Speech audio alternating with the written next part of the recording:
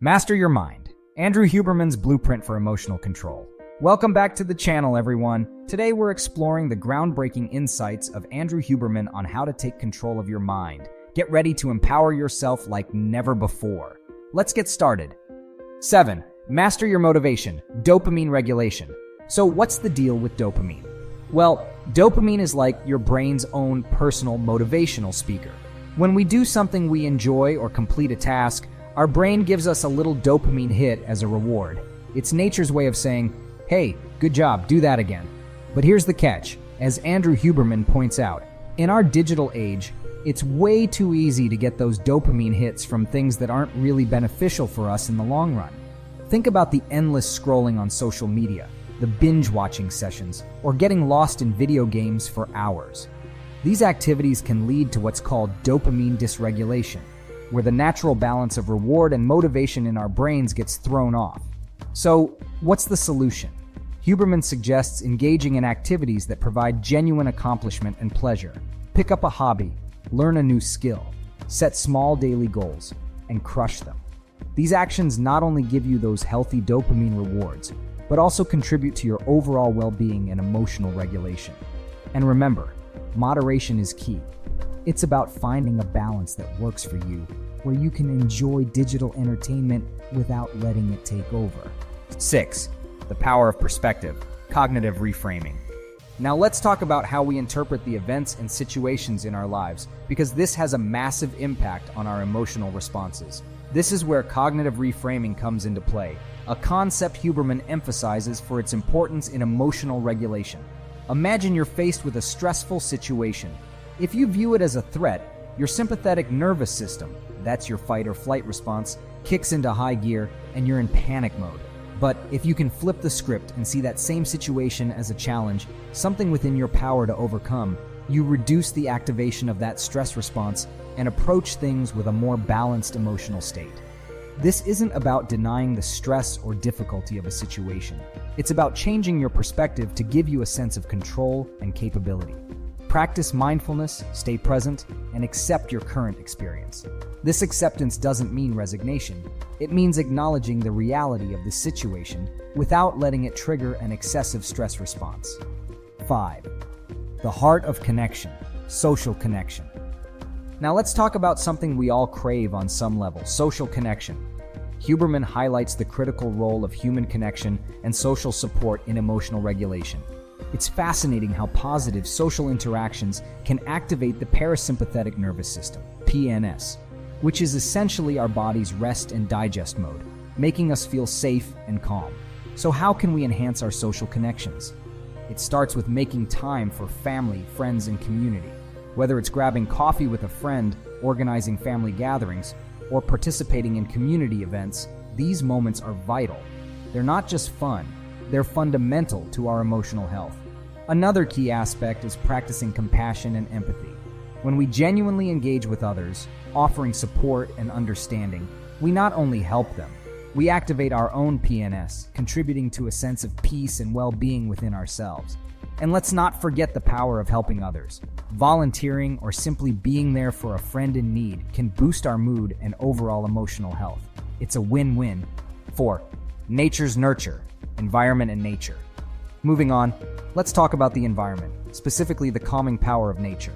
It's incredible how exposure to natural environments can soothe our minds and bodies, promoting that all-important PNS activation. Huberman advises spending time in nature as a stress reduction strategy and a boost to emotional well-being. What does this mean for you? It means making an effort to step outside, breathe in the fresh air, and soak in the natural beauty around you. Whether it's a daily walk in the park, some gardening, or simply sitting outside and enjoying the view, these moments are crucial for our mental health. But what if you're in a concrete jungle with limited access to natural spaces? Huberman suggests creating a calming space indoors with plants, natural light, and elements of nature. It's about bringing the outside in, creating a peaceful, natural environment within your home. 3. Moving forward, physical movement. Now let's get moving with physical movement. Exercise isn't just about staying fit. It's a potent regulator of the autonomic nervous system, ANS. Regular physical activity can make us more resilient to stress by enhancing our body's response to sympathetic nervous system, SNS activation and boosting the efficiency of the PNS. Incorporating regular aerobic exercise into your routine is key. We're talking walking, jogging, cycling, swimming, whatever gets your heart rate up. Aim for at least 30 minutes of moderate intensity exercise most days of the week. It's not just good for your body, it's a powerhouse for your mental health. And for those moments when you need to unwind and promote PNS activation, practices like yoga or Tai Chi can be incredibly beneficial. These aren't just exercises. They're meditative movements that help relax your body and mind, promoting a sense of inner peace and balance. 2. Seeing the bigger picture. Vision and focus. Did you know that where and how you focus your eyes can actually affect your emotional state? Huberman delves into how our visual focus influences the ANS, which in turn impacts our emotions. It's a fascinating aspect of our biology that we often overlook.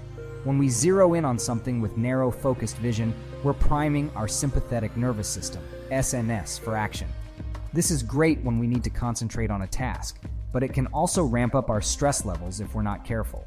On the flip side, adopting a soft, wide gaze, what Huberman refers to as panoramic vision, can calm us down by activating the parasympathetic nervous system, PNS.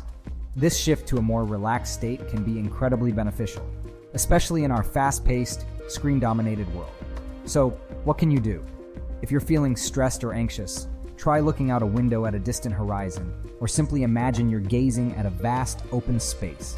This simple change in focus can help shift your body from a state of stress to one of relaxation. And remember, it's crucial to take breaks from screens throughout the day to relax your gaze and give your SNS a break. 1. The breath of life, breath control. At the foundation of Huberman's toolkit for regulating the ANS and managing our emotions is breath control. It's something so basic, yet incredibly powerful. Different breathing patterns can have a significant impact on our emotional state by influencing the ANS. To tap into a state of relaxation and reduce stress, slow, deep breathing is key. This activates the PNS, signaling to your body that it's time to relax. Here's a simple technique. Inhale slowly through your nose for about 4 seconds. Hold your breath for 2 seconds, and then exhale slowly through your mouth for 6 seconds. Repeating this pattern for several minutes can help calm you down in moments of stress.